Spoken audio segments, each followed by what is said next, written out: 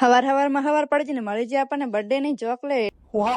ગાવીબેન ના બર્થડે પાર્ટીમાં આપણે ગયા નતા એટલે ગાવીબેન આપણને ઘરે ચોકલેટ આલવા આવ્યા હતા. ચાલ જૂઠા.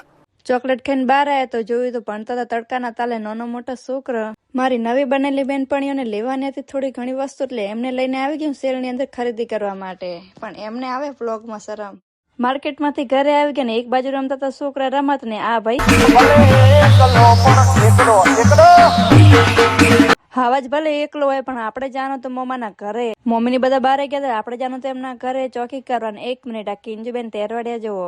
મમ્માના ઘરે આવવાનું એકમાત્ર કારણ કે મમ્માના એકમાત્ર એવા ચોકિયાત ભાઈ હતા એકલા કરે એટલે આપણે કરવાની હતી એમની ચોકી. એટલામાં તો આવી ગયા હતા એકમાત્ર એવા મોટા મોટા ક્રિએટરો 2 જે આયા હતા આપણી આઈડી નું પ્રમોશન કરવા માટે. હવે એમને કીધું તો તમારે કરવું જ પડશે.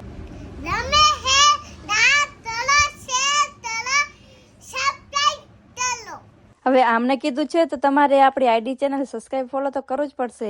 આજનો વ્લોગ આપણે અહીંયા જ પૂરો કરશું. તમે લાઈક શેર સબસ્ક્રાઇબ કરી રાખજો. મળીએ નવા વ્લોગમાં.